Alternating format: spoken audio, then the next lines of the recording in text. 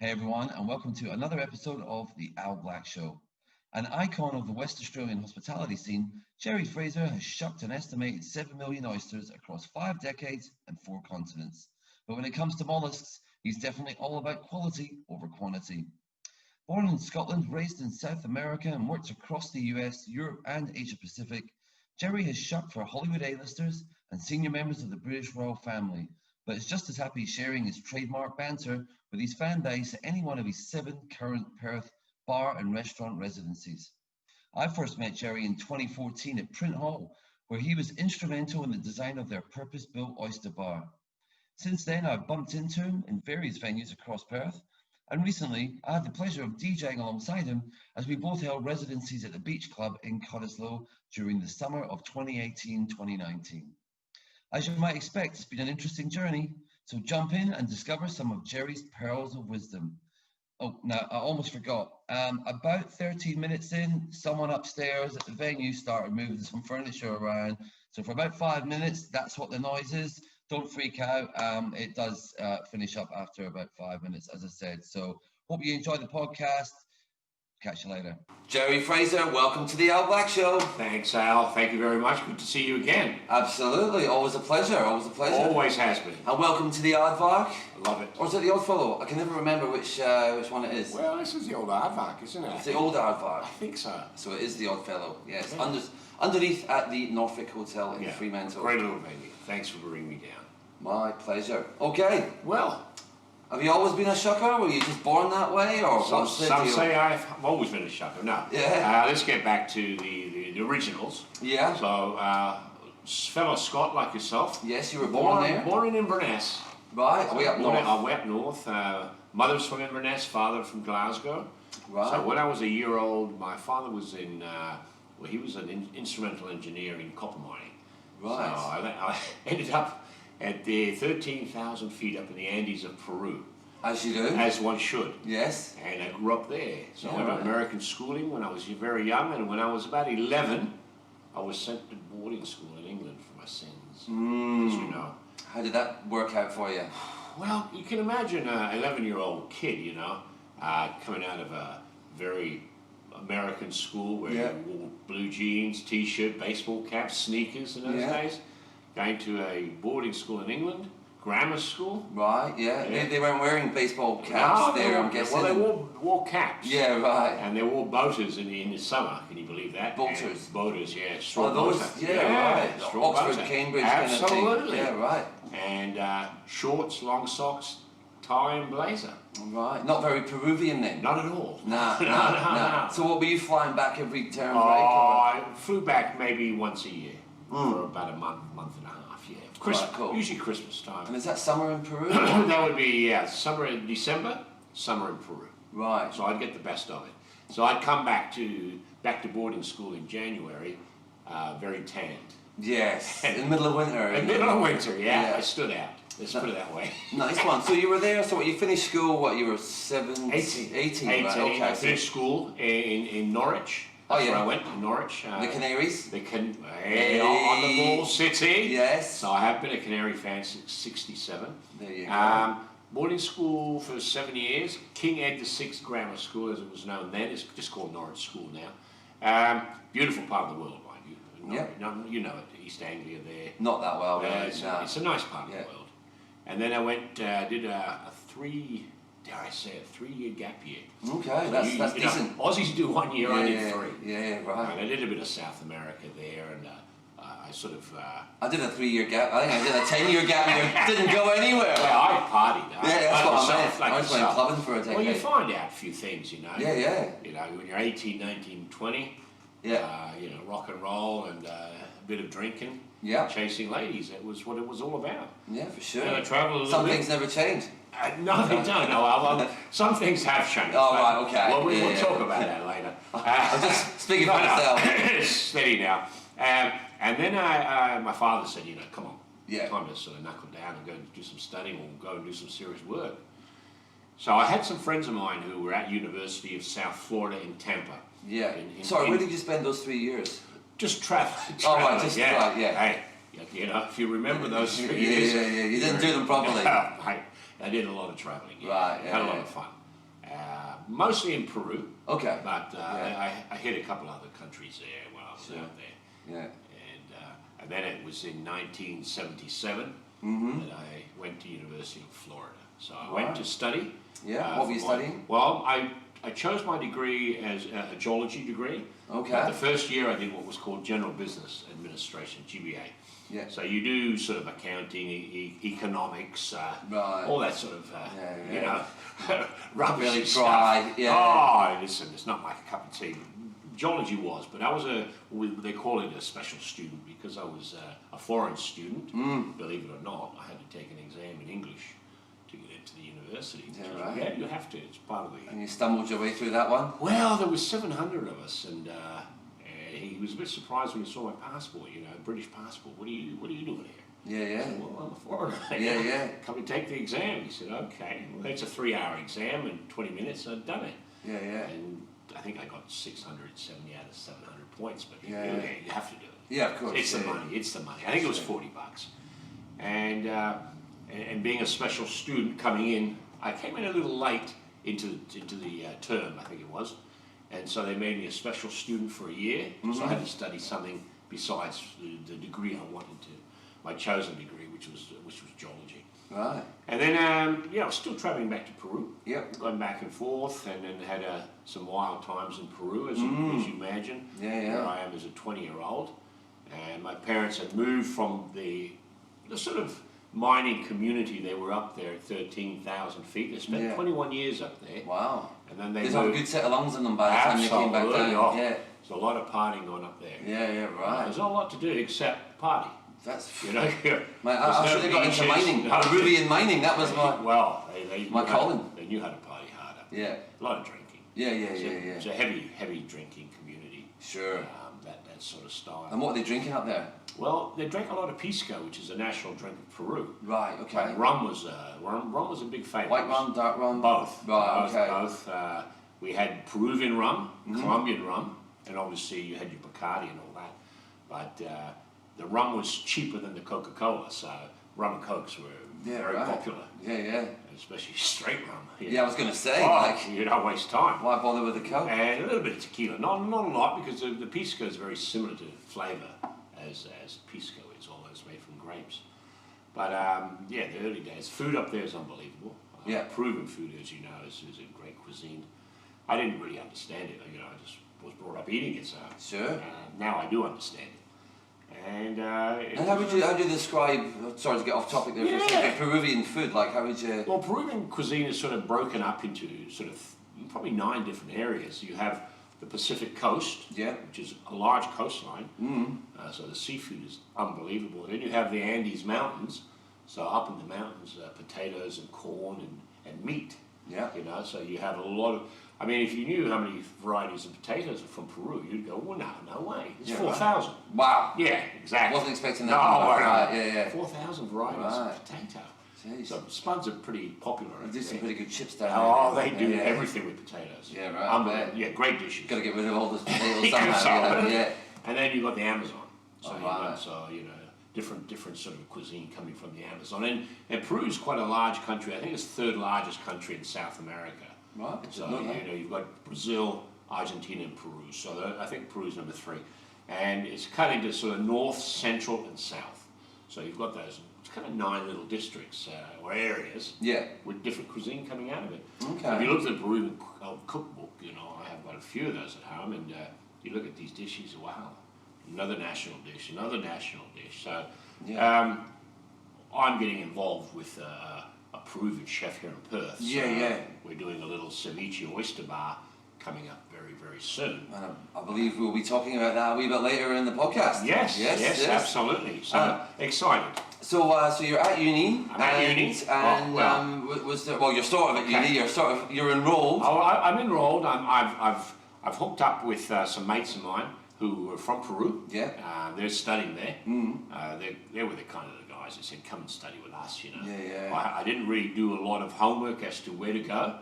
Okay. You know what I mean? Yeah. With unis, and I think I wrote to 3 or 4 unis in America, and accepted at all of them. But these guys with a calling card. Yeah. Go where your mates are. Go where my mates are. Yeah. And Florida's not a bad place to go and sort of chill out and party. Yeah, especially in the late 70s. Late 70s. But there's a few stories there. There's a lot of stories, and we'll come up with one or two, I'm pretty sure. Yeah, exactly. You're good at extracting stories. Yeah. And, roommates were South Americans, so I had 3 of them.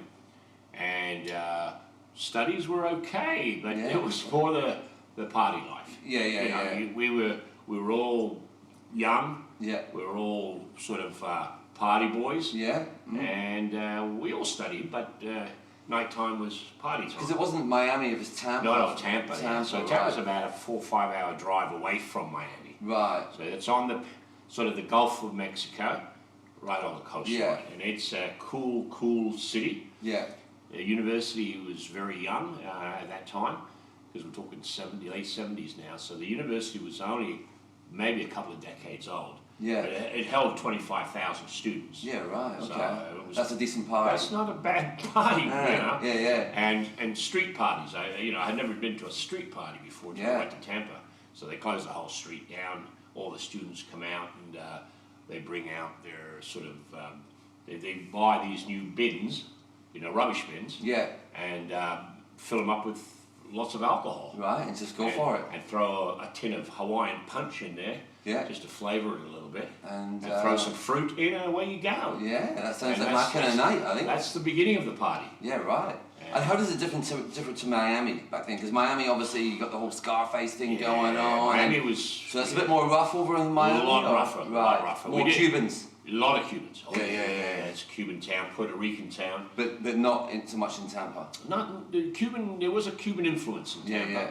A lot of different South Americans there, but they were all there for studies. You see. Right, yeah. So they weren't there to sort of do anything else. You know what I mean? Yeah. They weren't doing the Al Pacino, No. Have a look at my little friend. Yeah. But Miami was well known. Yeah, Colombians had hit it big time. Yeah. It was pretty scary. Mm-hmm. I had been down. I've gone down and visited. Yeah. But Popped in just to make sure. Don't stay too long. Yeah. You come back pretty quick. And because it was around this time as well when you came face to face with your first oyster, I believe. Very true. Yeah. Very true. Yeah. University of South Florida. A lot of students went to visit a very famous oyster bar called the Copper Top. Okay. The Copper Top, just outside uni, and I heard about it. So let's go check this out. I'd eaten my first oyster when I was 13 in Norfolk when I went to boarding school. My uncle introduced me. And I wasn't impressed. It wasn't what definitely wasn't a maybe it's a bit like cigarettes. It's like the first one, it takes a bit of getting used to. And I said, well, let's go check out this oyster bar. And it was heaving, heaving. Music was loud, rock and roll. Yeah. Jimmy Buffett in those days. Yeah. So it was a lot of that. Jugs of beer. You don't do, pints or half pints. It was jugs. Right. And you just buy them and you just pour them. And steamed clams and raw oysters. It was a raw oyster bar, raw bar. Yeah. And it was packed. It was great. And I was sort of, walked in and said, wow, this is really happening. Yeah. And this was happening every night. Right. At the Copper Top. Yeah. So it was very famous. And that's where I got my first sort of taste. Yeah. And I thought, this ain't too bad. I could get into this. Well, I got into the vibe. Right. Yeah. The vibe was party. Talking to a lot of young ladies, drinking a lot of beer, and I got into Jack Daniels when I was there as well. So shots. Why wouldn't you? Why Be rude not to. They're down the south there, Yeah. And after about 2 years of visiting, Yeah. the boys who owned it opened up a new one. Yeah. And believe it or not, it was called Al's New Place. Right. After their father, Al Jensen. Okay. And Al's New Place, a little bit further out of Tampa. It was in a place called Dunedin Beach. It's a funny name because it's like once it's been opened a few times, over a few years, it's like, well, it's not that new anymore. You just drop it back to Al's after 2 years. My father's name was Al, so right. Well, it's a great name. It's a great name. Yeah. And I started working there illegally because I was a foreign student, so I wasn't allowed to work legally. Yeah, right. Like everything else, everything was illegal. But back to that. Paid a little cash. Yeah. Boy said, eat free, drink free. And Bring it on. That was it. And meet ladies again. Absolutely. All under one roof. So you're shucking, you're drinking. Shucking, drinking, Jacks. shucking oysters, eating seafood. Yeah, eating the ladies. Thank you, a little bit of money there. And meeting the ladies. Yeah. Wow. So I didn't say meeting, but anyway. No. I didn't hear that. That sounds like a great time. So my last 2 years of uni was doing that. Yeah, right. And we partied anyway. At weekends, always. And so I graduated in '82, went back to Peru and did a year of geology in Peru. And in '83, I went to London to a wedding, to my cousin's wedding. Okay. So my cousin Lynn was getting married. I'd already left England, when I graduated in '74. Right. Yeah, so I had been away for 9 years. Wow, right. And no one really heard about me, I disappeared. It went to uni. Off to the jungle, like. Well, I left the UK, short hair,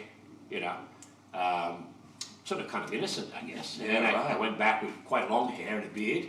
And not very innocent at all. And a pretty wild man. Yeah, right. So they used to call me Grizzly Adams in the old days. Okay. So I arrived for my cousin's wedding. Surprise, she didn't know. Okay. It was great. She broke down in tears, which was great. And you continue to have that effect on women all over the world? I think I have, actually. I've got to make sure I talk to the missus about this. But at the end of the day, the wedding went really well. I was back in the UK. I had a very strong American accent in those days, and after the wedding, was in London. I had to do something. So you weren't thinking about just coming back to Peru? No, I wanted to stay there in London and do something in the oil business if I could with my degree. Oh, right, of course. But they weren't hiring, so at the end of the day, I met some people and they said, "Listen, Jerry, at the moment, no one's hiring anyone, especially out of uni." And they're sending back most of the geologists back anyway now, because the North Sea oil and all that, and Scottish oil had already been. And so I thought, well, I better start working somewhere. In London, pouring some beers or working a pub, And so I, went around, knocked on a few doors, and then saw in the UK, in London, there's a newspaper that comes out daily. It's called the Evening Standard. I know it. You know it well. So on Wednesdays is a hospitality section. So I had a look in there, and I thought, let's have a quick, look, see what's going on. And there was an ad in there, believe it or not, and it just said, "Famous seafood restaurant seeks oyster man," with a number. I thought, well, a little cryptic. Well, I thought, right. No name, just famous seafood restaurant. And you're thinking, I'm an oyster man. I said, they're talking to me. I've shucked. Yeah, I have. I've shucked with the best. Yes, it's been a year. Yeah. So let's give it a whirl. Sure. So I called the restaurant, took down some info, and went back, and I was staying with my cousin Lynn's father and mum, my uncle and aunt, and in a nice part of London called Holland Park. And I said, to my Uncle Stu, I said, "Stu, I've got an interview on Friday with a restaurant called Bentley's in the West End of London. Have you ever heard of it?" And that's what it was. And he kind of looked at me. He said, "Are you sure it's Bentley's?" And I said, "Yeah, I've got written it down." He said, "Well, it's the oldest seafood restaurant in the United Kingdom. Right. 5-star. Yeah, right. I thought, oh, well, here we go." Yeah. So, all right. So Thursday, I went down for a recce to see where it was, because I always like to arrive early for my appointments. And I went down, and it's in a little place called Swallow Street, off Regent and Piccadilly. It's a little street, little archway that connects the two. And I saw the facade, and I thought, oh my God, this is something serious. Yeah. And it was 4 stories, beautiful facade. I looked in through the window, tablecloths, no sawdust on the floor. Yeah, right. Tablecloths, I thought, very upmarket. Here we go. A bit different from Tampa. Yeah. All right. So the Friday I went for the interview, suited up, ponytail, off with my briefcase, and boom, off I went. Yeah. And I, had the interview, went very well. Mm-hmm. Restaurant manager, GM, both there, both David Brand, I remember him, and David Campbell, remember them well. Took me down for a little look at the oyster bar. Yeah. And there was a couple of oyster shuckers sitting there during their break on a Friday afternoon, smoking a ciggy, playing a game of Risk. That's what they did. Okay. And it's a big shucking game, isn't it? Well, it's what they used to do, play the Risk game. And they sat in a little booth, and this oyster bar was unbelievable. I mean, I've never seen anything like the Italian marble and all that. And these had these little booths with beautiful velvet and all that, Yeah. And they had a little place at the end of the bar, which is called the Royal Box, and it had a little curtain seating for 2 people only, you know, the royal box. I thought, okay. And I said, shuck an oyster for us, can you, Jerry? And there was hundreds of oysters all covered with seaweed, beautiful in a trough. Yeah. Beautifully laid out. Oyster knives, gloves, chainmail gloves. Yeah. So it'd been about a year, and I thought, well, okay, let's just do it. Oh. Did you tell them, hey, look, it's been about a year, or no, you just went, oh, just... They already knew. They already knew because they saw on the CV, you know. But I said, okay, well, let's just do it. I just picked up a knife that I looked all right. Picked up an oyster. The oysters were a little bit different from the ones in Tampa. Different species, yeah. Right. Oh, well, there's 5 species, is that right? In America, there's 5. Right. In the UK, there was 3. And these were the flat natives. They're a big oyster in London and the UK, very well known. Not so well known in America because they're brought in, and they're a different species over there.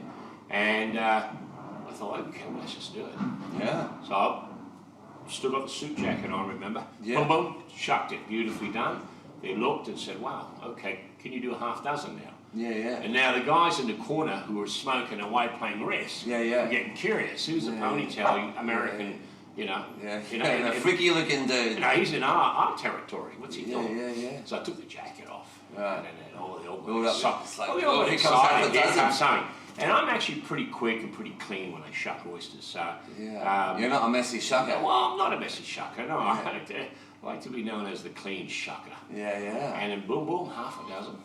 They were pretty impressed. Yeah. So were the other shuckers. Yeah. We don't call them shuckers in London. Oyster openers. All right. Okay. Oyster openers, please, Gerald. Yes. Right. Gerald. Yes. Okay. So fair enough. Jacket back on, upstairs. Boom. Thank you very much. Great show. Job's yours Monday. Yeah. But. I said, well, okay, what does that mean? But. So you've got to take the beard off. Oh. You've got to have a haircut. So here we go. Get a haircut, get a real 5, 6 years of growth. Yeah, right. You can imagine. Yeah. You've got a beard. So I thought, okay, this is a big decision for me. Yeah. So I took the job. Yeah. Saturday, went shopping. Scissors, razor blades, you know what it is. Yeah. And went for the shave. And I tell you, it was painful. Yeah, right. So watching it all just drop off like that. Off. And I had a longer beard than I have now. Yeah, so I had quite a big bushy beard. Yeah. Well, it was the late 70s. Late 70s? Still late 70s? No, early 80s. 1983. Early 80s, but still bushy. Yeah. So I'm cutting this and that and little nicks here. So you can imagine little bits of toilet paper just to dry up. Sure. And, you know, very pale. Yeah. You know, face is quite normal. Yeah. But pale. Oh, here we go. Well, Monday morning, rocked up, 9 o'clock, uniform, thank you very much. That was the beginning of my oyster career. Right. And, you know, I take my hat off. Because back at Al's, that was just a kind of apprenticeship, maybe. That was like a hobby, fun, give me some cash, give me more booze, give me more oysters to eat. I guess Bentley's wasn't quite like that. Not at all. No, this was a different ballgame. Yeah, that was the real shucking. So my overall 12 years at Bentley's when I was in London, which was... Because you bounced back and forth, I did 3 different visits, So I bounced around a little bit, because I did go off to Spain in 1988 to do a friend of mine. We'll come back to that, because you're also at the Savoy.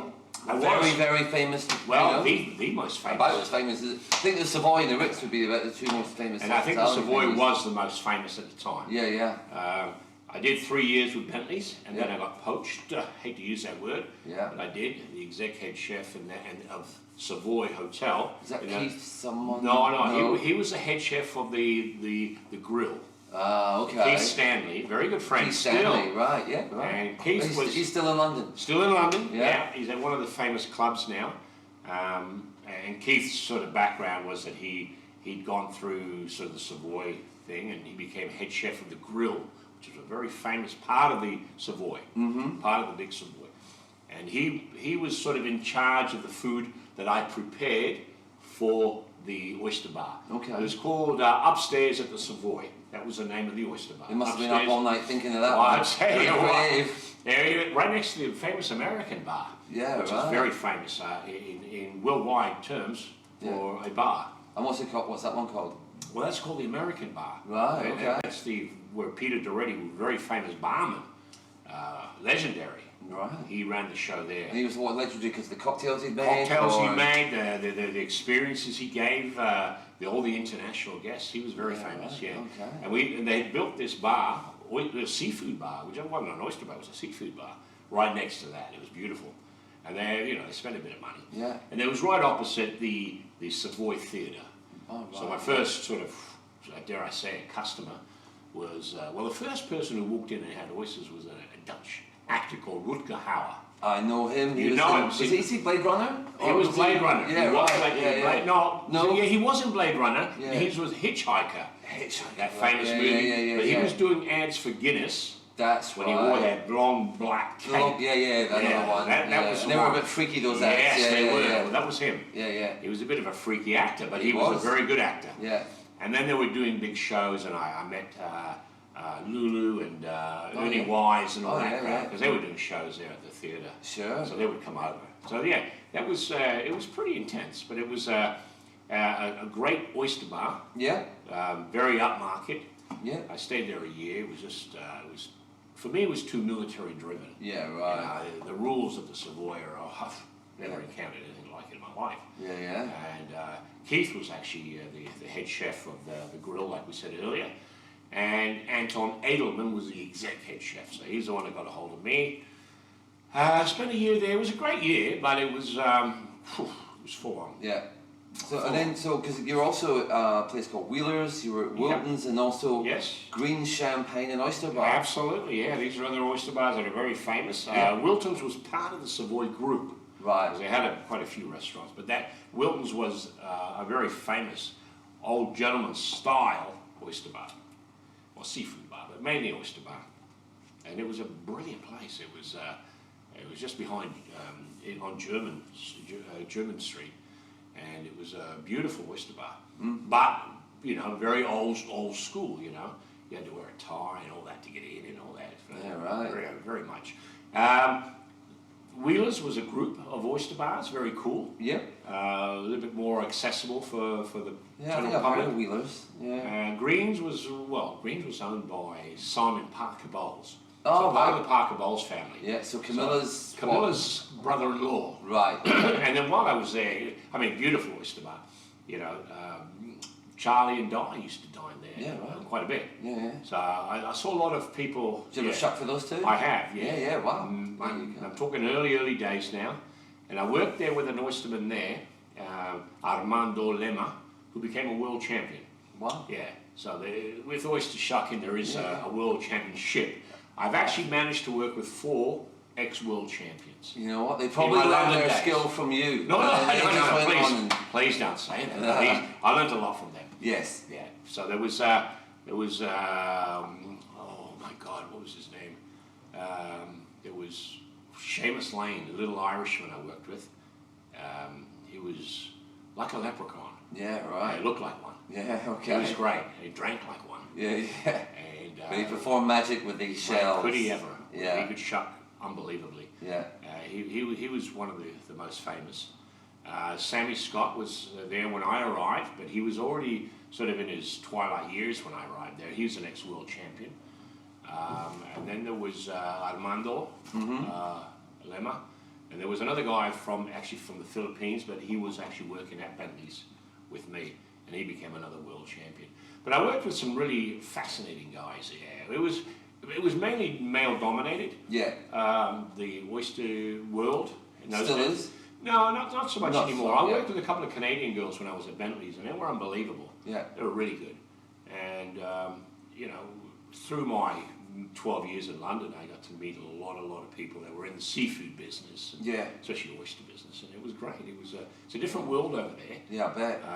It's sort of where the oyster bar, I think, themed events and all that started. Right, yeah. Because they've got Billingsgate Markets, which is a famous seafood market in London, one of the oldest in the world. And, you can go there and have a beer at 4 in the morning if you wanted to. There's a pub inside the market. Sure. And eat seafood. Yeah, sounds like my kind of market. I think so, yes, yeah. Well, we used to go at 4 in the morning. Used to do that. Yeah. Yeah, go and have a beer and eat some seafood at that time in the morning. Yeah, cool. my year... Only raw, or they could Or both. Cooked and raw. Both, yeah. Both. Mostly the oysters are eaten raw in the UK. Yeah.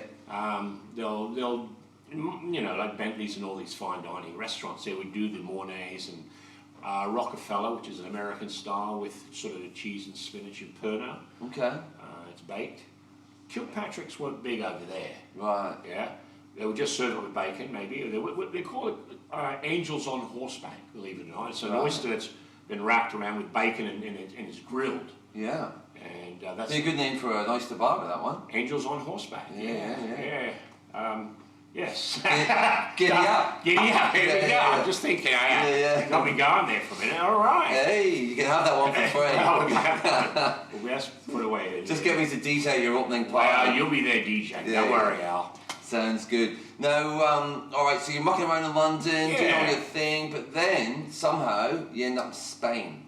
What's the story? Well, a mate of mine from Uruguay was running a restaurant in Alicante.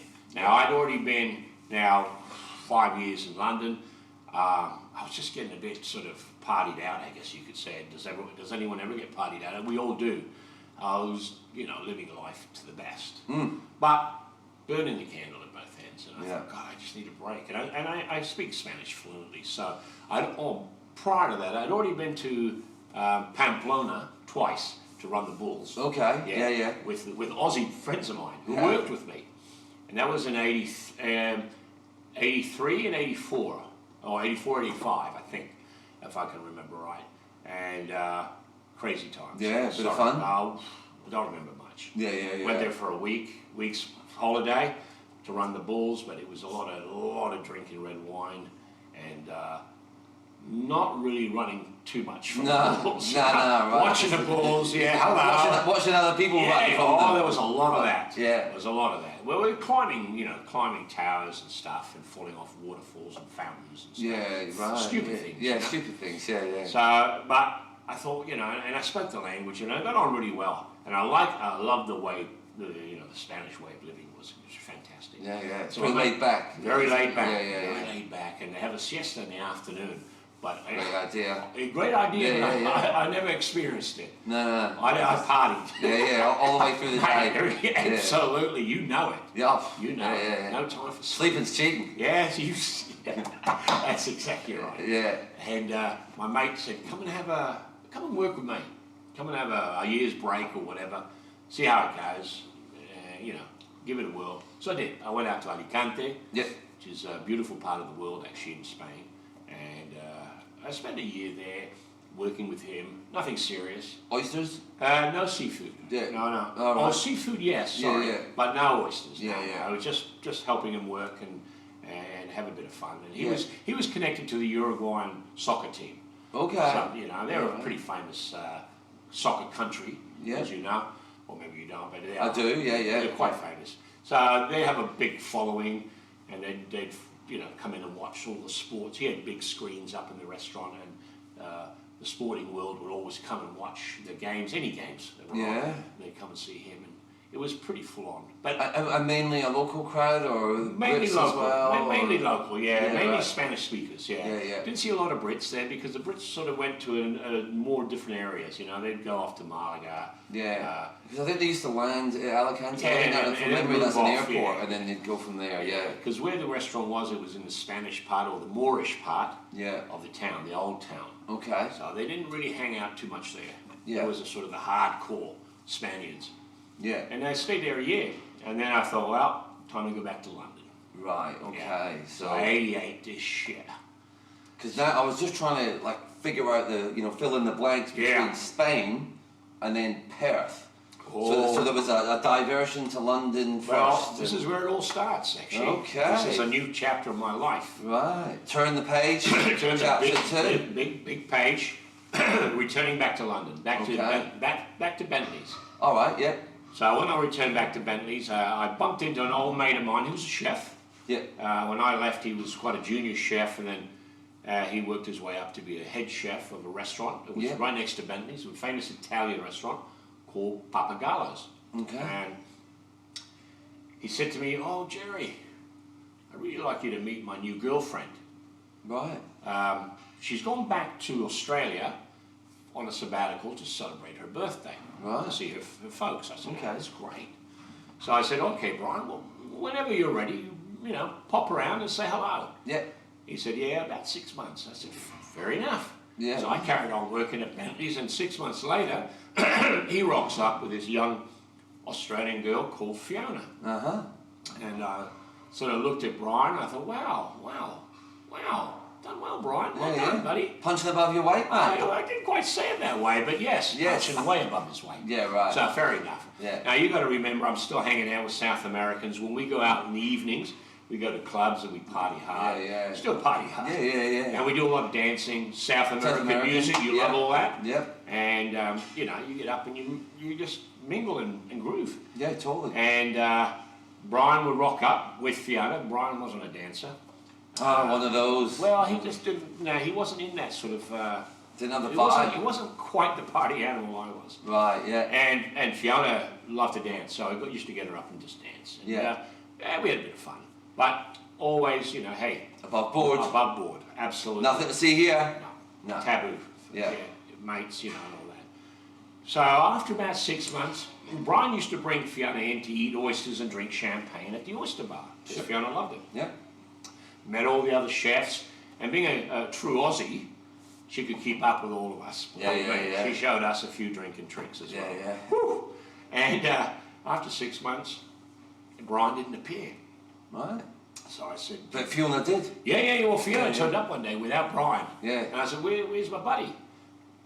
Oh, the relationship's gone platonic. Right. So platonic... So a little light goes on in my head. Yeah. Platonic, good. Mate. Can we go out for a drink? Yeah. And that's what we did. We went out for a drink. Yeah. A little place in Leicester Square. You may have known it, called the Trocadero. It's a big building, and up in that building there was a famous diner called the Rock Island Diner, American style. Mm-hmm. Girls on roller skates serving you. Yeah. Big jukebox. Lots of loud, got the big American graffiti sort of style music, you know? Yeah. Beautiful stuff, exactly. And free popcorn machine. So you could eat free popcorn all night if you want to drink cocktails. Yeah, cool. That's what we did. Right. And we danced on tables. And drank cocktails. Yeah, that's a dangerous combination. And threw popcorn everywhere. Yeah, right. And got asked to leave. As one does. As we expected. So we did. We left, and we sort of, as you come down into Leicester Square, which is a very busy part of the world anyway. Yeah. At night. You haven't got the virus by any chance? No. Kill me over here, Jerry. No, just emotional. Some water. I'm just emotional. Yeah, okay, just emotional. yeah. It's been a long day. It's bringing up a lot of memories flooding back. No, it's all good. And so I lost Fiona in all the commotion. Sure. You know, because it was like, I think midnight, 1 o'clock in the morning. And I said, well, let's go get some tacos. Hey, Taco Bell, you know. Yeah, absolutely. It's a big spender. Yeah. So I went and got the 2 tacos. Now, you got to remember, I'm wearing a suit, because I always did at work. I wore a suit. Got the 2 tacos, came out looking for Fee, wasn't there. Right. Oh, shit, what's going on here? She's not a taco fan. She either didn't like the dancing or the popcorn. Yeah. Or it was me. I don't know. Tacos went back in my pocket. Right. I travelled back to where I lived, which was South Woodford, which was an hour on a bus outside London, Greater London. Yeah. And went back to my place. Fee lost her. Nowhere to be seen. Yeah, right. So I went back, got up the next day, still the tacos in my pocket, went back to work. So you didn't eat them for breakfast? No, didn't bother. Boom, straight back. What, you know, I was worried. So I sent one of my mates over from work. I said, go next door. Check and see if Fiona, why is she not talking to me? Because she usually comes over, you know, to say hello to me during our break. Oh, right. During the break. She lived in her own place in Brixton. Yeah. Or Stratham, way down south. Okay. With about 14 Aussies. A little, you know how they do that. Party house, party house. And I had my bachelor pad out there in South Woodford. Okay. And, so he came back and said, listen, Fiona thinks you're angry at her. Yeah, right. And I'm thinking, she's angry at me. Yeah. So wires crossed. Hello, what's going on? Yeah. Still got the tacos. So that night we went out for another drink. Right. And then it was all drink nights. It wasn't date nights yet. Yeah. But then it progressively got into meeting for dates and stuff. And do you still have the tacos at this stage? I think the tacos. I think after a week we got rid of them. Right. I think. Yeah. I can't remember those tacos. They were famous. Yeah. And Brian would stalk us. Oh. Yeah. Right. Sorry, Brian. But Brian stalked us. Right. Okay. Yeah, we'd go from afar. Well, we would like... go to a pub. It was in the summer. Sit outside in a pub, and if you looked way far away in another couple of blocks, he was there watching. Wow. Yeah, unbelievable. Right. Yeah, weird. So, at the end of the day, I found a soulmate but lost a mate. Right, yeah, That's what happened. You know? But you never really lost him because he was always there somewhere. He might still be around, I don't know. Just around 30 years later. I thought I saw him breaking behind the car. Yeah, I think when I parked the car, there was sort of lurking. He was lurking. Mate, those lurkers. Lurkers. So that's how you ended up in Perth, because Fiona's from Perth. Well, Fiona's from Perth. Yeah. Fiona's 5th generation Perth.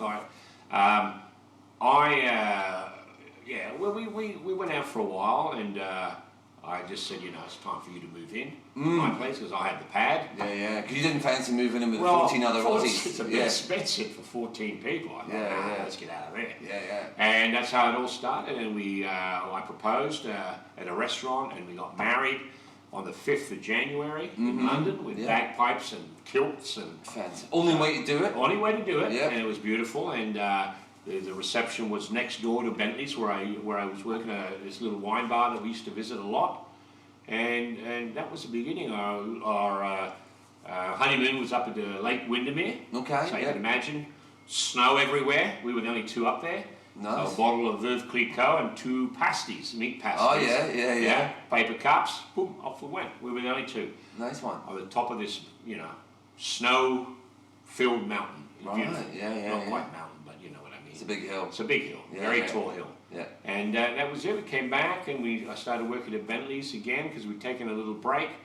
Fiona was working at the Caledonian Club at the time. Oh yeah. So she was another Scottish connection. Oh, very much. Yeah. And Princess Anne and all that. Right. Yeah. Gloves, wearing white gloves for service and all that, silver service. Yeah.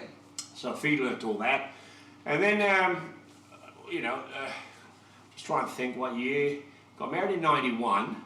And our eldest son, Cameron, was born in '93. Okay, so then during that sort of 2 years, I gave up the alcohol, I gave up the bad boy image, and straightened my act out. Yeah. Which was, thank God, Fiona. Was that Fiona's suggestion? It was Fiona's suggestion, yeah. If you want to last to the age of 40, time to wake up. Wake up. Well, I must be doing something else here. I don't know. That's still. I was told to wake up. So I did. I woke up. So first son was born, Cameron, and he was before his first birthday, Fiona's grandmother asked me if it would be okay to buy tickets to fly out and celebrate his first birthday in Australia. Okay. Now you got to remember, I had never been to Australia. Yeah. Heard a lot about it, obviously. Yeah. And she bought the tickets. I said, please. Yeah, I'll take that. I'll take that. Yeah. And we came out when Cam was nearly a year old. So was your first thought was like, I wonder what the oysters are like over there? Well, I'd heard about Meads. You see, Meads. Right. My mother-in-law had written to me about Meads on the bay there in Mozzie Bay. Yeah, right. And they lived in Mosman Park. Yeah. And she said, which is the old Mosmans. Which is The Mosmans, which is now a dome, I think, sadly. But yes, is it? I think so. Yeah. So it was Mosmans and it was Meads before that. Yeah. So she said, there's a famous restaurant down here. So I came out and I went, where the, excuse me, it's all right, it's nothing serious. It's been a long day. Better not be, mate. It's been a long day. I'm going to get that new vaccine. No, it's all good, it's all good. Well, it hasn't come out yet. Yeah, I know, I've got a guy on the inside, mate. And went up to the top there where the bowling green is. I don't know if you know where that is up the top. The Mosman Park bowling club. One of the best views in the whole of Australia. Well, that's where I went, to that view up there. That's awesome. Looked down, Meads is down below, looked at the water, looked at the spit, and said to Fiona, what a great beach this looks like. Yeah. She said, nah, you idiot, that's not the beach. This is the river. That's the connection of the two rivers. Yeah. The Canning and the Swan. Yeah. And I thought, wow, it's a lot of river. Yeah. I said, I'm going to take you to the beach now. So we went to Leighton Beach, and I thought, cool. Unbelievable. Now, you've got to understand, you've lived in London, you know London. There's not a lot of greenery in London. There is not. There's not a lot. And there's definitely not a lot of beach either. No beach. No. No al fresco dining. No. No golf clubs and golf courses. No. And no parks. No. Yeah, but not. There's one big park. Yeah. Hyde Park. Yeah. But there's not a lot of greenery. It's kind of like the opposite to Perth. Absolutely. Yeah. And I fell in love. Yeah. We spent 5 weeks here. We did a week in Roto. You can imagine Yeah. that. Another fantastic destination. Oh, unbelievable. And Cam spent his first birthday here, which is brilliant. We have it on video and all that.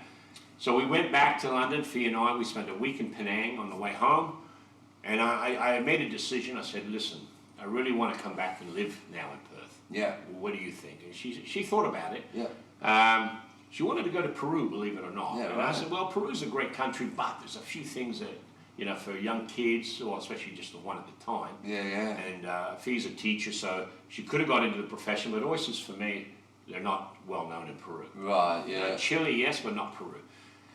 Went back to London, back to Bentley's, and son number 2, Callum, was on his way. Yeah, yeah, right. So I had to make a decision. Let's do the paperwork. Got the paperwork out. A lot of hassles trying to get paperwork. You know, you need 100 points to come over here. So, I married an Australian, but hey. So that wasn't enough? No, no way. Right, so... Most of the points, but not enough. So shucker wasn't on the list of things that Australia needed at the time? No, they weren't looking for oyster shuckers. They had it all wrong. They got it wrong. Yeah, yeah. And especially WA, never had a shucker. Jesus. Well, it's a good thing you rocked They had up one before me, I think, and it was a good friend called Jack Leakius, who was the godfather of oyster bars here in Perth. So how did you get those last points then? Well, bank account was one. Yep. Obviously... What about relatives over here?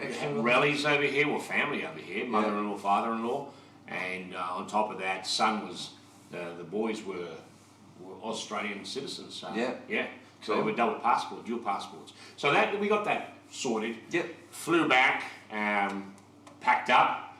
Cal was 10 weeks old, the wee one. Yep. And the older one was Cam was 2 and a half, I think, and that was it. Brilliant. We came. And that's how it all started here in Perth. All right. We've been here now 24 years. So when you got here, did you go straight back to Meads and say, hey, mate? No, I didn't go to Meads. Right. No. Through Fiona's best friend, her stepfather was a famous restaurant owner here in Perth, and owned Jetties up at Hillary's, and owned a restaurant called the Boathouse in Scarborough, which is no longer there. But they were looking for someone to run it. Yeah. Now, I had arrived thinking I'll take a month off, rest and relax. Boom, straight into it. Straight into the boathouse. Straight into it. Yeah. And we spent a year there. So this is in Scarborough. We moved to Scarborough and lived in one of these surfing houses at the top. Oh, yeah. Great house. Especially if you've just come from somewhere like the UK to one of those suburbs like Scarborough. On stilts, and it was a beautiful house, and the kids were very young, but it was all floorboards and everything. Yeah, you can imagine. Yeah, yeah. And, you know, Scarborough. Are you an ocean guy? Would you get down there for a swim? Used to, yeah. I love the ocean. Yeah, yeah. I still love the ocean, but I don't do a lot of swimming anymore. Yeah, yeah. But, you know, Roto was unbelievable, you know, to go to Rottnest. Yeah, oh yeah. For a weekend or whatever. Because you could get the boat from up that way straight as well. Away, straight down. Yeah, yeah. And got to meet a lot of people, worked with some great people. I presently actually do work at one of the restaurants with the original head chef of the Boathouse, believe it or not, 24 years later. Shout out, what's his name? Well, his name is Matt Tracy. Okay. So Matt's an old surfing dog. Yep. Friend of the family. He was the head chef at the Boathouse 24 years ago. Right. And we're working together now. We have been for about at least 6 months. Yep. At a place called 23 Circus, which is my Friday gig. Yeah. And we've spoken about that before. Yeah. Yeah. So, that? Then how'd you get to Meads then? Or working okay, they sold the restaurant, the Boathouse was sold. Right. And I went out looking for work. Yeah. And I was told to go and have a chat to a guy called John Mead. Yeah. Whose father, Warren Mead, was in the process of building a seafood restaurant in Subi. He owned excuse me, Mead's down on the bay there. Yeah. It was called the Fish Gallery in those days, Mead's Fish Gallery. And he said, go and see this guy, John, who's his son, he's a chef, in Napoleon Street. They've got In Cott? In Cott. Yeah. They've got a takeaway department there. Yeah. They do fish and chips and all that, and seafood. And I did. I wandered up there with a CV, and the first guy who saw me was a guy called Tony Crescitti. And Tony was married to Warren Mead's daughter. Okay. Nat Mead at the time, who now works at Raffles and has been for a long time. Okay. Still a good friend of mine. Yeah, yeah. And he said, "Oh, this is John Mead here." You know, he was very hospitable. He's a hospitality guy straight away. Sat me down, got me a glass of water. Yeah. And he said, well, you know, John will be with you. John read the CV, said, "Oh, an oysterman. What's all that about?" He said, "My dad's over east. He'll be back in a couple of weeks. He probably want to see you." Yeah, yeah. So I left it, went out for more interviews, and kind of, you know, crossing my fingers. Yeah, yeah, because that's the one you wanted. Kind of, this is what I wanted to do. Yeah. This new seafood restaurant opening up.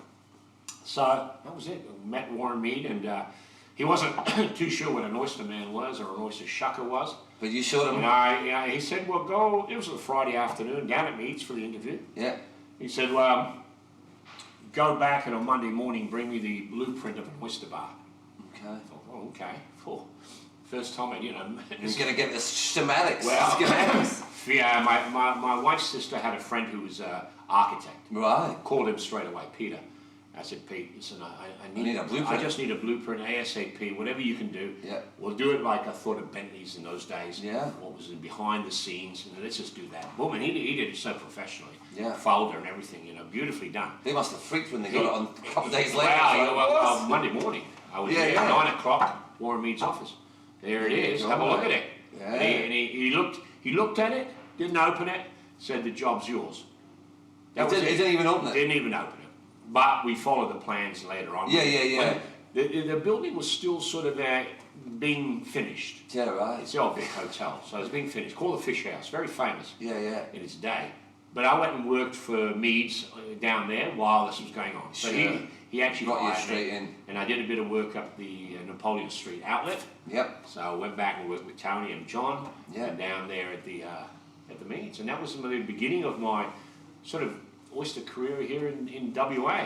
Yeah, right. Because then, so you were doing that, and then, and you know, after a while, you ended up going freelance. You know, and then you were sort of 5 years later.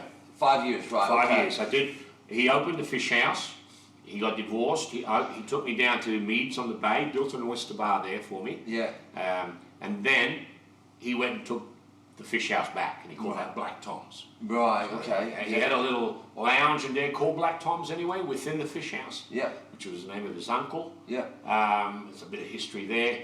And then when he took the restaurant back off his ex, he called it Black Tom's. That was the name of it. So I ran both oyster bars. Right, Hectic, but it was great.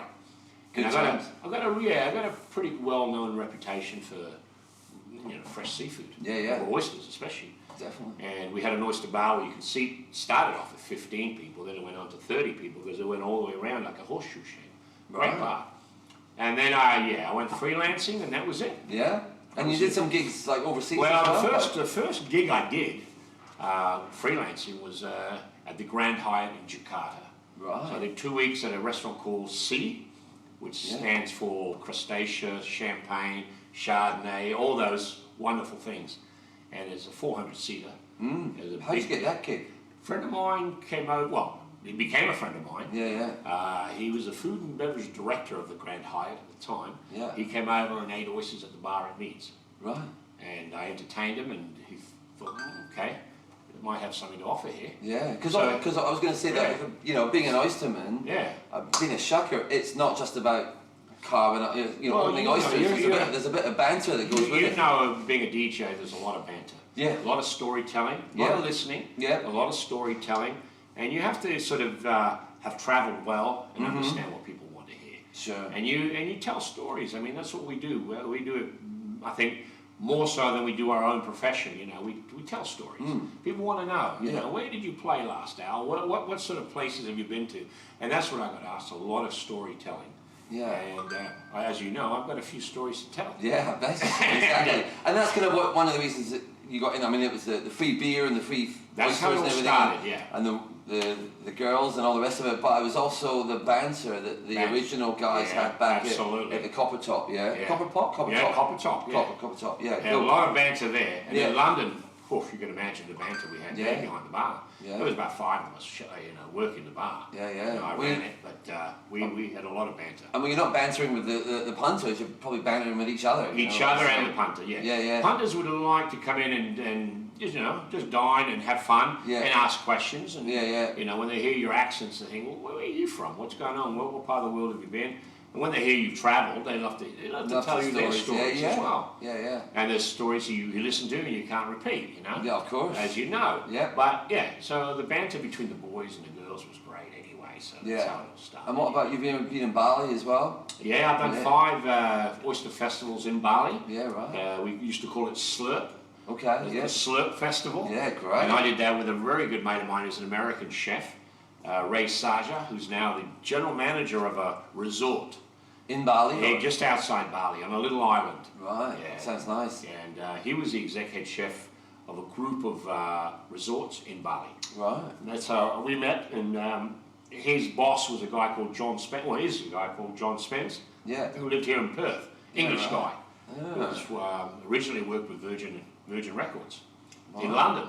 Okay. And was in timeshare in Spain, made some money, came over here and started opening up these Karma resorts all over the world. Karma, I've heard of Karma. Yeah. He's got about 19 of them now. Jeez. So he asked me to come over and work with Ray.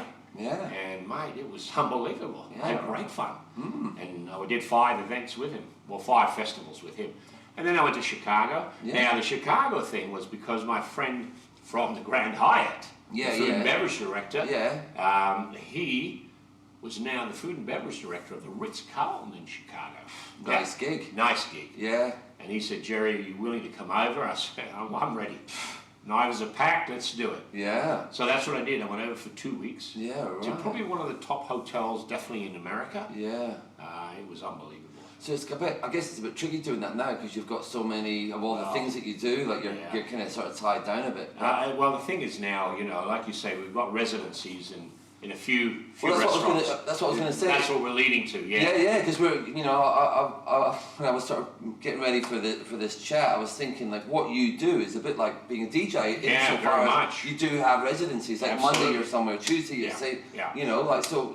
For example, like where are you on a Monday? Well, Monday nights I'm at a place called Canteen Pizza in Cottesloe. Right. So we've got a residency there. Every Monday night. Lyndon's place. One of Lyndon's restaurants. He's got the El Lido, which I do Sunday. So there you go. So Sunday with El Lido, Monday with Canteen, and then Tuesday I've slotted in the Royal on the waterfront. Right, East Perth. Part of Colonial Leisure Group, which I've been doing for a long time now. Yeah. And that's how I met Lyndon, believe it or not. Right, through Colonial? Through Colonial. Because, quick segue, I believe you launched the Oyster Bar at Print Hall. Yeah, well, the Oyster Bar was designed by myself and Lyndon. Oh, right, there okay. You go. Lyndon was the CEO of Colonial in those days. Oh, I didn't know that, right, So there's a little bit of connection there. Okay. So he ran the Royal, the raffles, and built Print Hall. I was still freelancing. Yeah. And I did Royal and raffles. Okay. And I did a few others. And he said to me, listen, we're building a new place in the city. Would you be interested in coming on board with Colonial? And I said, well, make it attractive. Yeah. Let's chat. And they did. Yeah. And came over, and I mean, the building, you've seen it. It's an unbelievable building. I've played there. I've DJed on upstairs at Bob's Bar. Yeah, Bob's Bar. And it's a beautiful building, and no doubt about it. And in its day, what was that? 10 years ago, 8 years ago? Yeah. Was the place to be. Yeah. And so we designed that Oyster Bar, became a big hit, and the rest is history. He left, and then I left, and then I went back to freelancing, and I went and joined another group called, I'm just trying to remember the name of the group, the 2 restaurants, and it's called Blinding. Blinding was the name of the group. Okay. Run by an Englishman, owned by an Englishman called Gary Beadle. And we had Lot 20 in Northbridge. I know Lot 20, 5 Bar in Mount Lawley. Yeah, 2 famous bars. Yeah.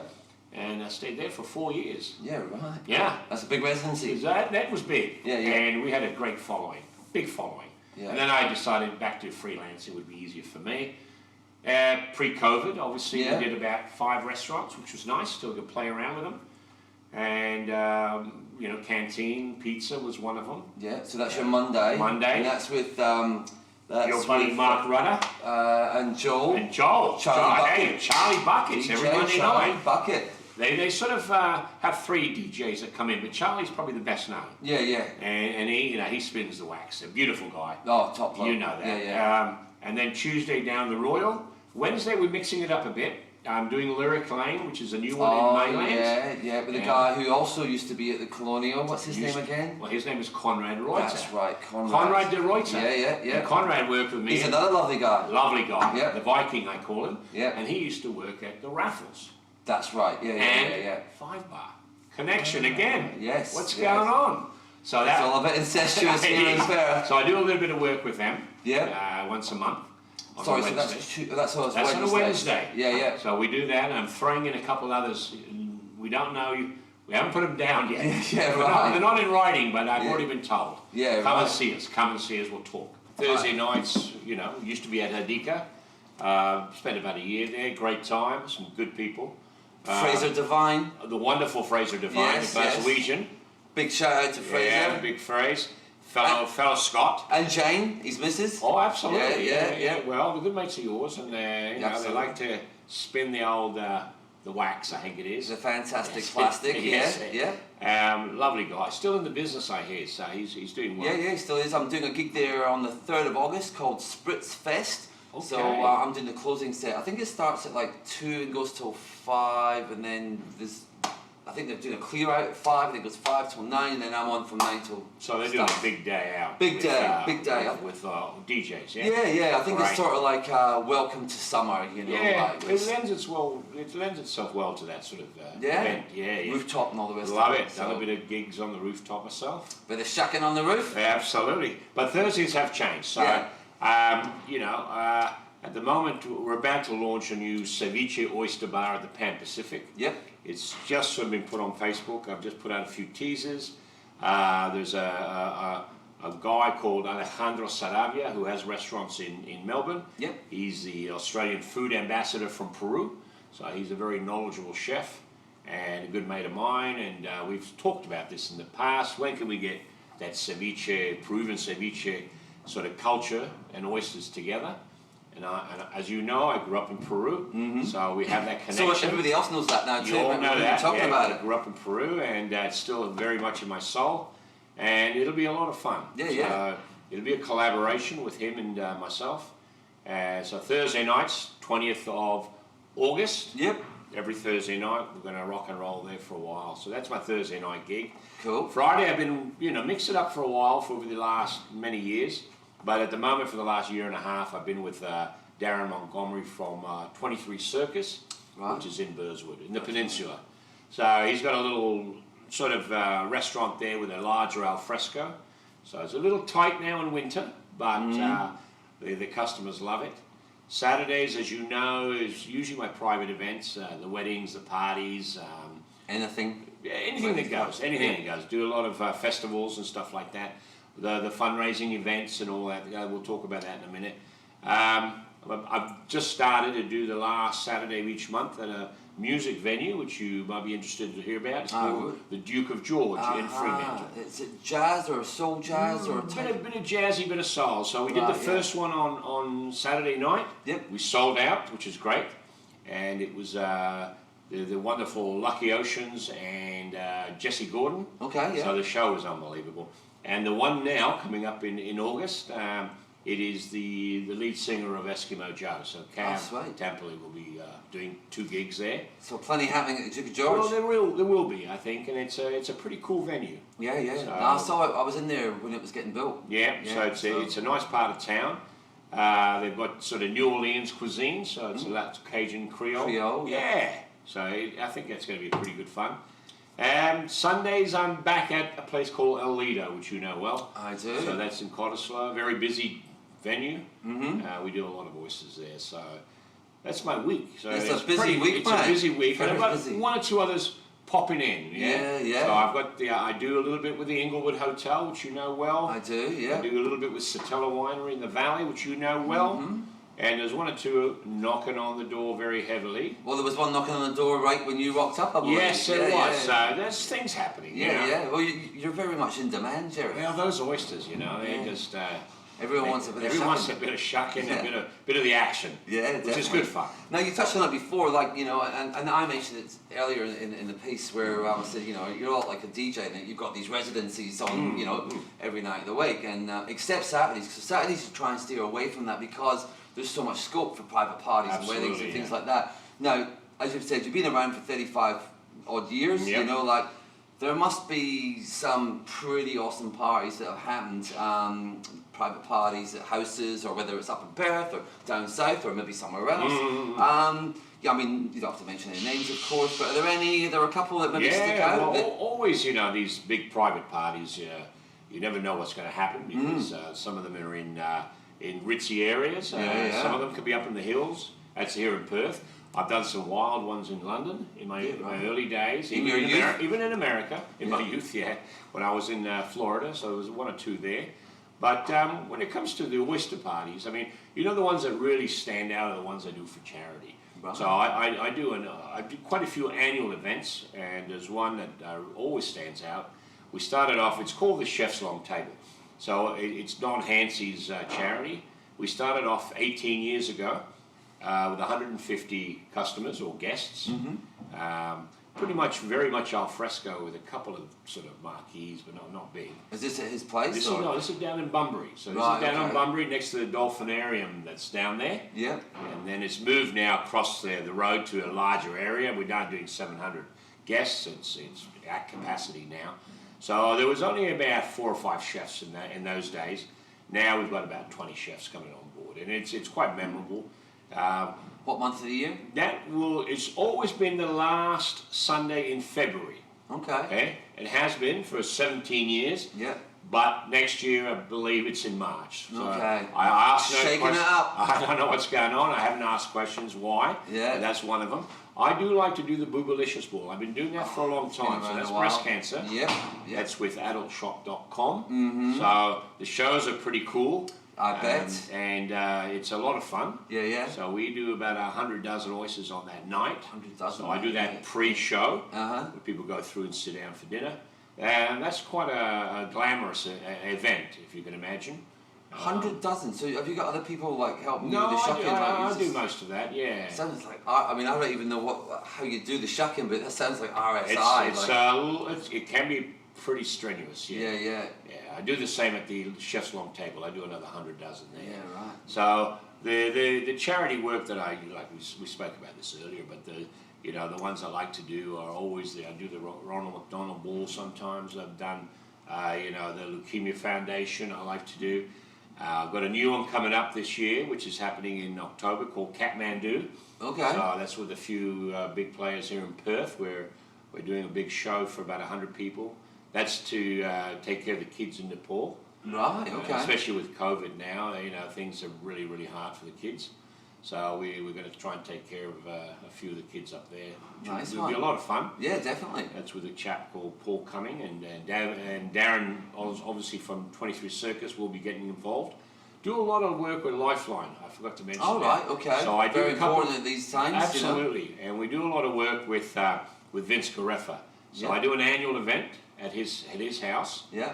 And it seats we're in the back garden of his house, 250 to 300 people. Yeah, right. We raise $500,000 each time we do it. So he's well known for that.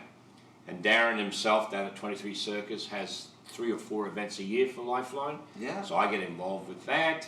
And it's all about giving back, Yeah, for sure. You've got to be able to give back. But those are sort of the fun events. Yeah. There are other events, which are party events, which can get well out of hand. Yeah. I've seen it. Yes. I haven't been involved in it so much because when it's you're just looking from afar, are you? I either look from afar or pack up my table and my knives and try and get out very quietly before it all starts, because you always know when things are going to happen.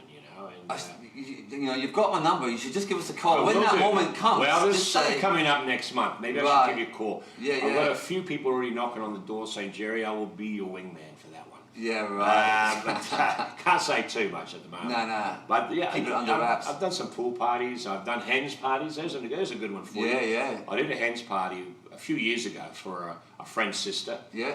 And house, venue? No, it was on a boat. On the boat, On the boat up the river. I love a good boat party. With about 50 girls. Fantastic. All Even dressed better. up in super heroines outfits. Oh, yeah. right. Stop so, it. No. Catwomans and Wonder Womans and all that. Right. Unbelievable. Yeah. So I had a friend of mine as the And what were you, Captain Pugwash or something? I was square pants. Captain Birdseye. I tell you, I was shucking away there. And that was a pretty wild party. Yeah, right. And I still see the girls quite a bit. It's, they're still in Perth. And yeah. it was a long boat trip, but it was a lot of fun. And it was only myself and the barman were the only two males on the boat.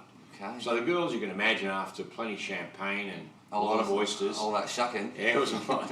One nearly fell off the boat on the way back, off at the jetty. Yeah. Yeah, right. Getting off at the jetty. Something about boat parties, people just people get pretty well polluted. Yeah. I've done a lot of sort of boat parties with lawyers as well. Right. You know, and they like to party hard. Give you a few extra bucks, maybe you can try a few for us. They always give me a little idea, you know, if you ever need some help, just give me a call. Yeah, see the funny thing about boat parties, right? See when you're trying to book a boat for a boat party, yes, they give you like a list of things like do this, don't do that, you know. Yeah. One of the things they say, and it's quite a lot of them, is you're not allowed to, you can bring your own booze, but no clear spirits. Yeah. So you think they'd say spirits, but they say clear spirits, so it's like... Yeah, I'm not too sure what that's supposed to mean. That's a funny one. So you can bring scotch and brandies and stuff like that. Rum, you know like, maybe rum. It's how you interpret. Yeah, right. Is that your? Well, you forget the vodka and the gin, or the tequila. Yeah, well, so that's not allowed. There's no party without a good bottle of tequila. And you can't get around it by they also stipulate you can't sort of mix your own and bring it on, so you can't get past the rule that way. But you know, there is a clause there where it doesn't say anything about coloured spirits. So keep that one in mind, kids. Yes, please. Yeah, but in Florida it was always the street parties we used to have as students, where we tell us more about those. Grain alcohol, Green. No, grain alcohol. Okay. It's like moonshine. Right. So we would have we'd go out and buy a brand new rubbish bin, like the big greenie wheelies. Right. Yeah, and brand new. And we would fill that. That's a really important part, isn't it? Has to be it's got to be brand new. Brand new and clean. Yes. Because you're going to baptize it. And we would fill that up with different bottles of liquor. Right. And would there be any attempt to try and kind of make it some sort of like drinkable, as in like like a cocktail? Like would you take like 3 bottles of this plus 3 of that, or was it just like throw it all in there? Pretty much all in there, but we would add. I just put my hand on. Look at this. It's a that cast. size of that cast. A massive cast. Aye. Yeah. We've done a few of them in our days. Yeah. And I'm not talking about the Fruity Alexia 2-litre cast. This is the real deal. It's a real deal. Yeah. Well, we would buy a couple of tins of Hawaiian punch. Oh yeah. Okay, so put that in. Yeah. And then you put tins of fruit. Yeah. Fruit juice. Yeah. Lots of fruit, and you would fill this up to the rim. Yep. Yeah. So you would throw any bottle that came in would go in. Right. So you don't know what's going in there. Yeah. Basically. Right. So you're not trying to make some kind of drink like it was called Suicide Punch. Okay. So that was the name of it. Suicide Punch has arrived. Yes. So those were parties when I was at university. Yeah. So we're talking late 70s here. Yeah. So it was pretty wild. Pretty debauched. Yeah, I reckon. I wonder if the kids these days ever go that hard. Well, I don't know. They go hard, but they drink at home and then they go out partying. Yeah. We used to just have street parties. And those sort of parties, like like in venues these days, obviously there's so many rules and regulations. So, but back in those days, it's kind of like whatever. Well, I haven't had a drop for 30 years. Most people wouldn't know that, but I did give it up 30 years ago. Yeah. Now I noticed as I was having a few while I was DJing, I'm like, Jerry hasn't had any tonight. No. He's very studious with his job. Mate. He's very strict, isn't he? Yeah. Water and coffee. Pretty much water and coffee. That's what I do now. And I've already been there. So when I hit my limit, I just said, I'll just have some of Jerry's. Yeah. Yeah. A lot of people do ask that. Yeah. So you're going to order your beers or whatever. Yeah. If you don't want to order them, just pass them to me. Yeah. And I say, well, I'm only on the water and the coffee. They say, yeah. Boring. I said, well, it's the way I have been for a while. Yeah, exactly. But I still like to party hard. Yeah. Sure. I still go out and have a good time. But Any more of those stories from Florida, like growing up there? Well, Florida, Peru was even wilder. Yeah, because I grew up in the Andes of Peru, as we've spoken about earlier.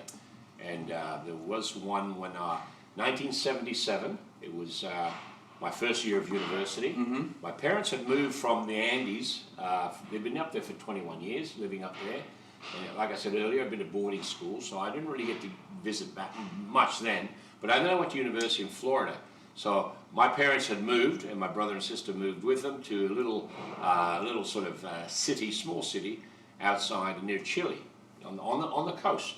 So it was a very famous fishing port, but also mining port now, and a lot of expats there. So my brother and sister had already been down there for at least 6 months and got to know people. So how old were you then? Well, I would have been Roughly. about 21, 22. Okay, so party age.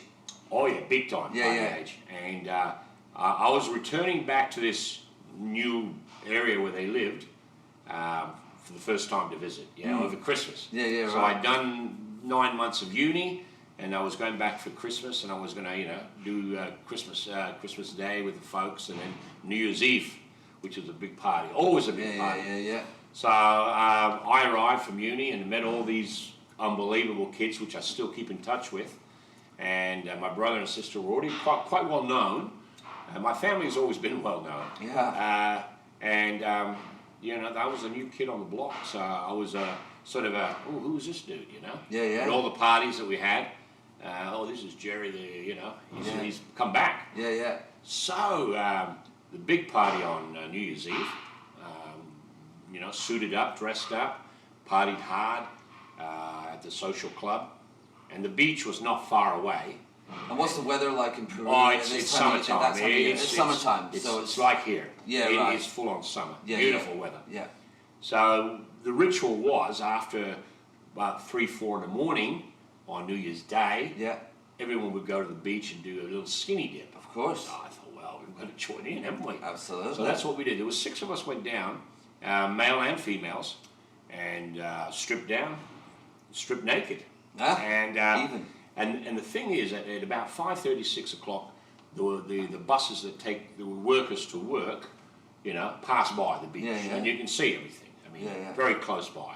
So we're all, frolicking in the waves, as they say, having a good run around, and the buses were going by. We were waving, and about 6:30, someone said, "Well, it's about time we had some breakfast, so we'll go down to the port." Yeah. And the port was always that little sort of seedy, edgy sort of place, My kind of place. My kind of place. I think your kind of place. I did a lot of drinking down there, and got into a lot of trouble down there. But we'll talk about it another day.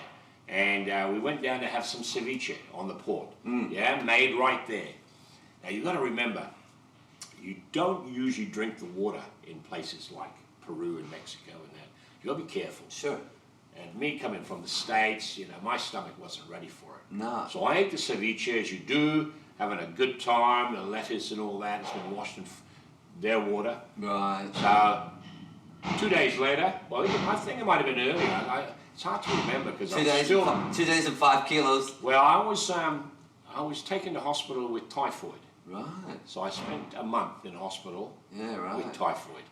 So that was from eating or drinking the water. Yeah. So I was in bad shape. So you drank the water, or was it just the lettuce? I think it was the water and the lettuce. And all Right. Yeah. Also, that's what used to get me over like Bali. And, that's what it is. And if you drinking, rum and cokes, cubes of ice in it. Of course, You don't care where the cubes came from. You just not at 3 in the morning, Nah. So that was that was a big party to remember, to forget. That was a party to remember and forget. What about London?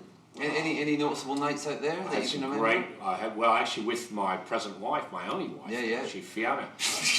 I'm not just telling you. Married 30 years now. It's not like you've got a few. This is the only one. I'm a lot older than Fee. Yeah. So they'll say, "What number wife is that?" So no, it's my only one, and it will always be my only one.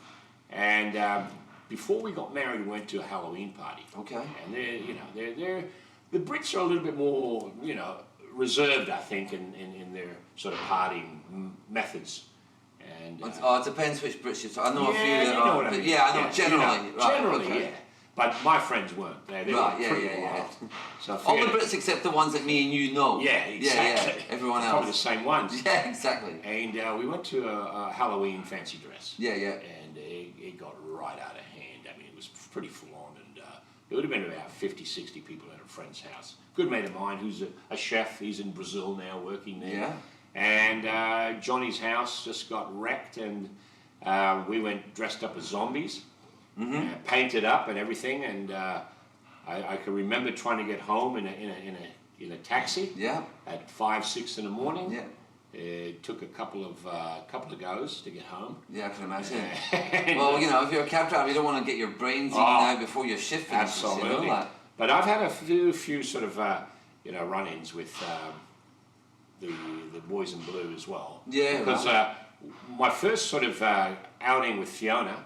At a Colombian friend of ours party in London. In London, yeah. I'd only known Fiona not for long. We went to the South American party, which was because you like the South American well, dancing. I and all used that to sort of hang out stuff. with them.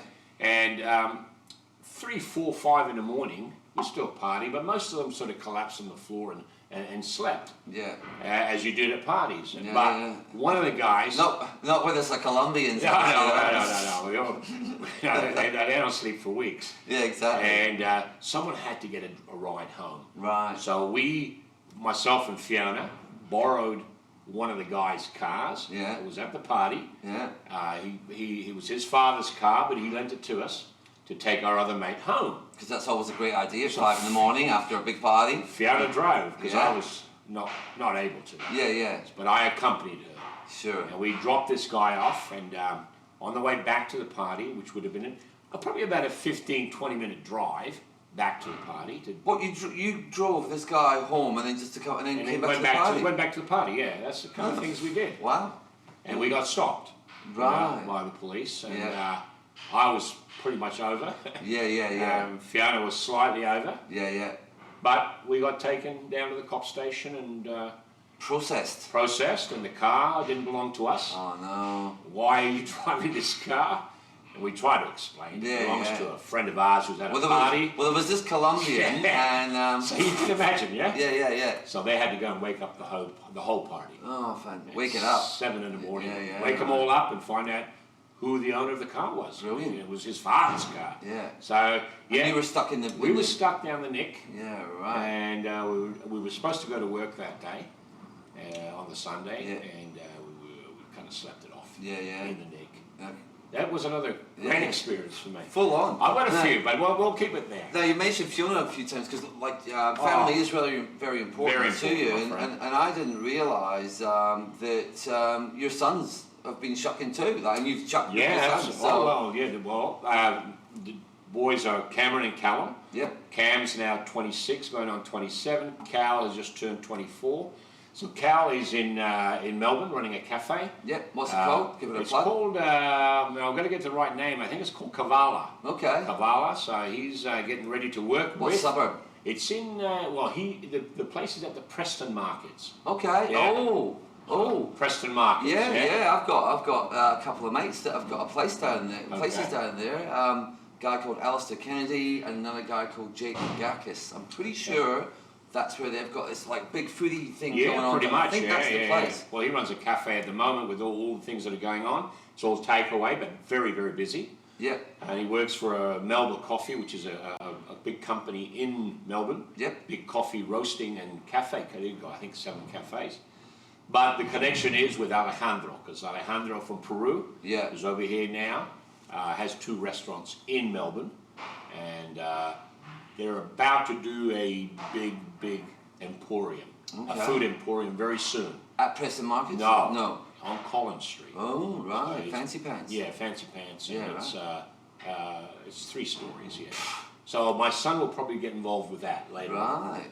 The older one, who is Cam, he's, believe it or not, he's a sex therapist. Right. And he... I didn't believe that, because I remember you told me one night at the told a lot of people that. What? He's a what? I said he's a sex therapist. But so he went away to America when he was 17 and got a scholarship to play football, soccer, the round ball. Right. Got himself 2 degrees, one in psychology, one in commerce, combined kind of things together. So he was doing a lot of work over here with the workshops in yoga, tantric yoga and meditation.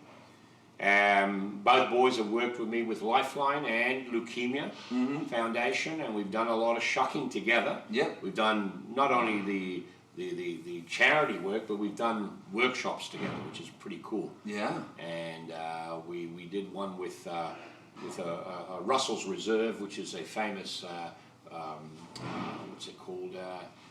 I'm just trying to think of the name of it. It's an American... Not whiskey, but... Oh, like a bourbon? Bourbon. Yeah, That's right. the word, Yeah, bourbon. yeah, Bourbon. See how long it's been for me? It was a bourbon, very well known. Any questions about booze, mate? I'll just ask you. Yeah. So we did what's called the legacy dinners. The bourbon family with 3 generations. Yeah. They wanted to do a dinner over here in Australia with some sort of foodie thing. So we did oysters with 2 generations. Myself, my 2 boys. Yeah. And it was a sold-out event. We did, I think, 4 or 5 dinners. And they were great dinners. But the boys there. So Cam lives down in Margaret River. He bought a bus from Adelaide, stripped it, built a home inside it. And he lives with his fiancée in there. She's a singer-songwriter. So they're doing their thing. But the bus doesn't move. It does move, yeah. It's coming up this weekend, to say hello. Yeah, so he moves around. Yeah, they're off to Bluff Knoll now today. Okay. And he likes to travel around in it. And the whole idea was that they were going to get married and travel in the bus around Australia. But obviously... Not right now, he ain't. Not at the moment. No. So they're sticking in Margaret River, and they're renting a house for a couple of years now. Yeah, That was a decision they made. I thought you meant they were living in the bus. They have been. Yeah, no, they're still living in the bus. Yeah. But they move into the house, I think, in a couple of months. Okay. And we'll live there for a couple of years and plan for family now. Yeah, So that's the new plan. So there you go. Might need to get a bigger bus. Well... You're going to have to, I think. Yeah, like the ad says. Now, I think we're almost at the end here, Jerry. Is there anything, before I get to my final question, which I ask everybody, is there anything you think we might have missed? Or? Well, like I say, family. We talked about this earlier. Yeah. Family is most important for me. So Fiona is my rock. Yeah. She's the one that's kept me on the straight and narrow. We'll be married 30 years coming up in January, which is pretty good. Yeah. And the 2 boys, obviously, are fantastic. I have family in South America, my brother and sister in Peru, and they've got their kids, and we keep in touch. And I keep in touch with all my mates from 50 years ago. Yeah, right. Still, through Facebook, we can do that. The ones in Peru, you mean? There's 2 or 3 in Peru, and my cousin in London, who I sort of grew up with, is probably my closest mate. I was the best man at his wedding, and he was best man at my wedding, and things like that. And he's a godfather to Cam. So I keep in touch with all that crowd as much as possible. Yeah, very much so. I think in this day and age, there's definitely people could devote more effort into keeping in touch with people. Well, I think you have to. And obviously with all the things that's happened recently, that has changed, and maybe people are reaching out a bit more. But yeah, okay, so it is that time of the show where I ask you your favourite party story of all time. Now, I know it's going to be hard to do, so if you can't separate a couple... Well, like I said earlier, there's a few I gave you examples of. That South American party was memorable for many reasons. I think sleeping it off in the neck was a bit weird. Yeah. But there was a couple little events we had in Peru in my early days. I think even before I went to uni. We were in a sort of mountain town mining community. Okay. Up at 13,000 feet. Right. And we had a lot of expats. So there was a lot of youngsters. We were all sort of schooling in different countries, but we would all come together. Yeah. At usually Christmas time. Yeah. So we'd spend a couple of months up there, and it was pretty wild. Yeah. We were brought up drinking pisco, and what's that? Pisco is a native drink of Peru. It's made out of grapes, but it's like an eau de vie. Right. Very, very similar to tequila. Right. So it's a pretty strong drink. So you could drink pisco sours, which was the normal way of drinking it in a cocktail form. Yeah. But a lot of us drank it straight, and we drank a lot of rum up there. Yeah. So this is when you're 17? I would say 16, 17, 16, 17, 18. Yeah. And all expats or a few Peruvians? No, we mixed it up. Yeah, we mixed it up with Peruvians. And there was a crazy party we went to. My parents weren't around at the time. They'd gone away. That's always the start of a good party story. And I was with my brother. My brother's about a year and 2 years younger than I am. And we'd gone. We were given, or I was given, the keys to the car, the old Toyota we had. And it was a pretty souped-up Toyota. But my father had connections about, making it sound like a racing car, and raise the back wheels up and put different wheels on a simple Toyota Corolla. Yeah, right. So it looked pretty good, and you can hear it for 2 miles away. So we'd all pile into this car, and it would be about 6, 7, 8 of us in this Toyota. Yeah. And in those days, seatbelts weren't needed. You could maybe get away with drink driving. Yeah. It depended who you knew. Yeah. And if you knew the police, you could always, you did bribe. I'm Yeah, not going to yeah, lie yeah. about that. Yeah. You always bribe. Mm. I mean, that's what you had. You had a couple of bucks in your pocket in Peruvian money, and you just sort of slipped it across. So we went to this party, and we were going to take one of our friends home. Here we go again, taking another friend You've got to stop home. taking people home, mate. So we had parked the car not far from the house, near the main road. And as my brother had got out of the car, he left the front door open.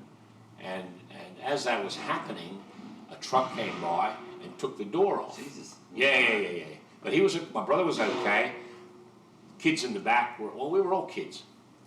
And I was on the other side. Everyone's a little bit shaken up, perhaps. Well, this door had come flying off. And, Yeah, oh right. boy, what are we going to do now? Yeah. We got to get this door fixed before the folks come. Good idea. You're a bunch of thinkers. Okay. So myself, my brother, and 2 other mates who I still keep in contact with. One is Lucho, one is Rolando. And we had to take this car on a early Sunday morning to a not really mechanic. Smash repair. Panel beaters, Yeah. smash repairs. Yeah. And there weren't too many up there. No. They were dirty right people. outside the town. Uh-huh. Yeah? Crazy little places. We took it there. We took a case of beer with us. Yeah, right. Good thinking. Good thinking. Yeah. We were all still hungover, but we had to leave the car. We stayed there for about 2 hours. Drank the beers. Until you finished the case. Drank the beers. And then he said, well, listen, we've got to fix this door. It'll be another hour at least. You can take the car now and come back and we'll put the door on. So I said, okay, well, let's go driving in the car. So that's what we did. Yeah. Sunday morning, Sounds like a great idea. through the town where we all grew up. The noisiest car in town. Noisiest car in town. Yeah. And one door missing. Yeah. And as we were driving through, a lot of my parents' friends recognised the car and recognised us as we waved to everyone driving down the main street of the town. Minus a door. Minus a door. Yes. So we were sort of waving like royalty to all our friends. Yeah, well, you had plenty of room to wait. Plenty room to wait. Yeah. So an hour later, went back, they put the door on. By this time, my parents had come back. Yeah. They'd been away Saturday night, came back on the Sunday. They'd got phone calls. I thought you were going to say they'd heard the car moving around the town. They got phone calls. Right. From the police. Okay. And friends. Yeah. That they'd seen our car, doorless. Right. But driven by myself and my brother, Greg. All of us waving. And we needed to be questioned. Yes. So we arrived. We didn't know this was going on, actually. But we arrived home and the door was put back on. It looked pretty good, actually. We wouldn't have noticed. But I think you wouldn't have noticed if it wasn't for all that waving. Yeah. So this all stemmed from trying to take a friend home. Yeah, right. And leaving the door open, Yeah. and that truck coming by and nipping the door off. Yeah. I mean, thank God no one was hurt. Yeah. It was a great party. I do remember that. But that's how I remember everything that night. It was. We still talk about it today, It was the other 2 guys that were in the car, and we got home, and Rolando's parents were at my house waiting for us. Oh yeah, one of those ones. One of those, and Lucho's sister was at our house waiting for us to return. Yeah.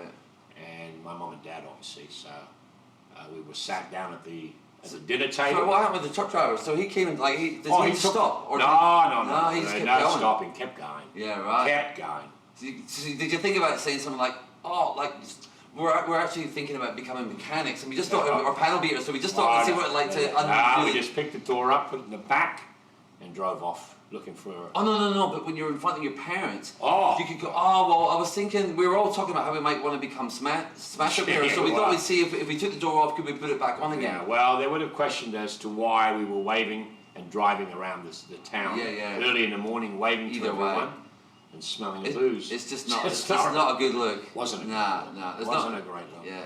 And my father was very friendly with the police anyway. Yeah. So Right. They let it go. Yeah. There's other times when they didn't let it go, when I had to spend the night sleeping it off in jail. Yes. Due to other things. Yes. And my father would tell him, "Nah, don't let him out. Let him sleep it off." Yeah. That's another story. Yeah. But that was a great party. Yeah. Cool. And I still remember it today. And we all got told off. We got sat down at the table. Lunch was brought out for us. Oh, that was nice. Yeah, no, it was nice. A few more beers did they bring out? Or? Well, my dad said, "Does anyone want a rum and coke?" Do you really? He did. He did. Dad knew. But it's all fun and games until someone loses a door. Until a door or anything else. Yeah. So I do remember my days up there as a youngster. Very fondly. Very fondly. Peru has always been, it still is a great place, and both my boys have been there. Fiona's been.